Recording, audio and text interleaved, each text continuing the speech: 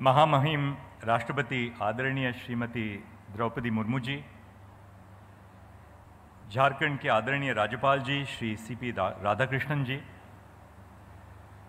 मुख्यमंत्री श्री हेमंत सोरेन जी, सर्वोच्च न्यायालय के मेरे वरिष्ठ सहयोगी श्री अनिरुद्ध बोस जी, केंद्रीय विधि और न्याय मंत्री श्री अर्जुन राम मेघवाल जी, झारखंड उच्च न्यायालय के मुख्य न्यायमूर्ति श्री संजय कुमार मिश्र, उच्च न्यायालय के आदरणीय न्यायाधीश, झारखंड उच्च न्यायालय के भूतपूर्व मुख्य न्यायाधीश और न्यायाधीशगण, विशिष्ट अतिथिगण, जिला एवं सत्र न्यायालयों में कार्यान्वित न्यायाधीशगण, आदरणीय अधिवक्ता भाइयों बहनों,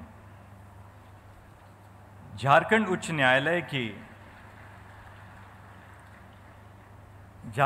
न्यायालय की नई इमारत का शुभारंभ भारत के न्याय प्रणाली के इतिहास और भविष्य को उज्ज्वलित कर रहा है।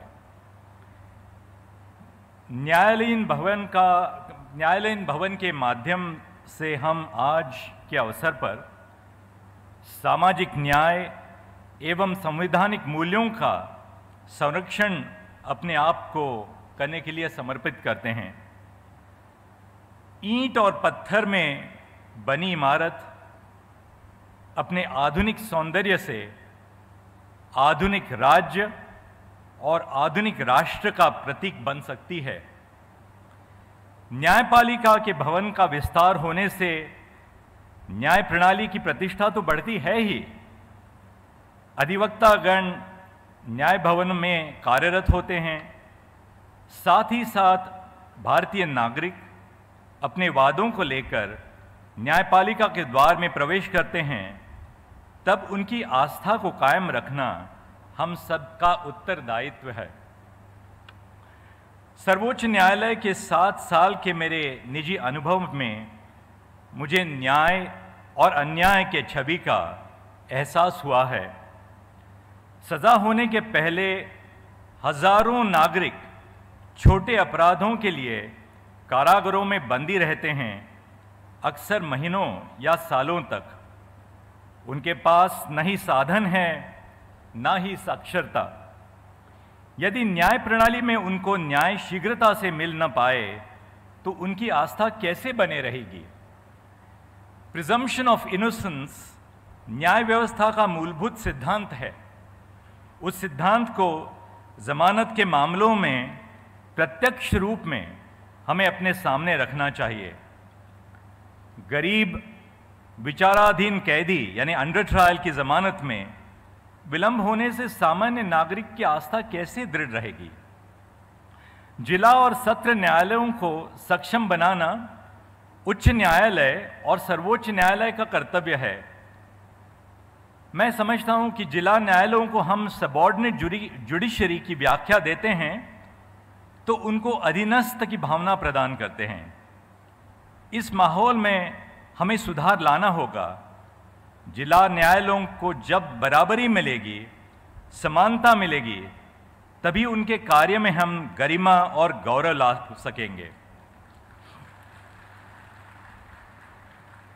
जिला न्यायालयों की गरिमा नागरिकों की गरिमा से जुड़ी हुई है। आज के इस समारोह का विशेष महत्व इस बात पर ही है।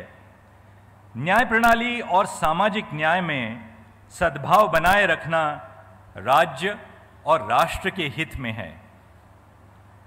न्याय प्रणाली का लक्ष्य सामान्य नागरिक को न्याय दिलाना है। इस प्रक्रिया में वादकारियों को उपलब्धियां प्राप्त होनी चाहिए, मुकदमों के बारे में जानकारी मिले, समय पर सुनवाई हो, फैसले का दस्तावेज शीघ्र प्राप्त हो, कचहरी में साफ सुथरा भोजन और जल मिले, महिलाओं के लिए अलग शौचालय हो। पर आज देश में कई कचहरियां ऐसे हैं, अनगिनत कचहरियां हैं जिनमें महिलाओं के लिए शौचालय भी नहीं है। ऐसी परिस्थिति में सुधार लाने के लिए आवश्यकता है। हमें अपने आप से कठोर सवाल पूछने पड़ेंगे। आज के समाज की अपेक्षा सदियों पहले समाज से विकसित हुई हैं। उनकी दृढ़ आशाओं को न्याय व्यवस्था को हल ढूंढने का कार्य करना होगा। न्याय व्यवस्था को नागरिकों तक पहुंचना होगा। न्याय की खोज उलझन बनने से सामाजिक न्याय नागरिकों तक कैसे पहुंचे? आज भी पिछड़ी जनजातियों, आदिवासी वर्ग के पास ज़मीन के दस्तावेज़ों की कमी है। इन सब चीज़ों पर हमें ध्यान रखना ही होगा। टेक्नोलॉजी के माध्यम से आज हम न्याय व्यवस्था को प्रत्येक नागरिक के द्वार तक ले जाने का प्रयास कर रहे हैं। सर्वोच्च न्यायालय और उच्च न्यायालयों का कार्य अंग्रेजी भाषा में होता है। उस भाषा से दूर 6,40,000 से ऊपर गांवों में हम अपना हस्तचिन्ह तब ले जा सकते हैं जब अपने निर्णय का अनुवाद संविधान में स्थित भाषाओं में कर लें। इस कार्य को आज आर्टिफिशियल इंटेलिजेंस के माध्यम से सर्वोच्च न्यायालय ने अपनाया है। उदाहरण तौर पे हिंदी भाषा में सर्वोच्च न्यायालय की 6,000 से ज़्यादा निर्णयों का अनुवाद हुआ है। सर्वोच्च न्यायालय के 34,000 निर्णय निःशुल्क ESCR में उपलब्ध आज हो गए हैं। इन पहलों को प्रोत्साहन देने के लिए मैं उच्च न्यायालयों में आशा रखता हूं। अदालत की कार्यवाही को लाइव स्ट्रीमिंग करने से अदालत के कार्य का प्रसारण देश के हर घर में ले जाना एक महत्वपूर्ण प्रकल्प है।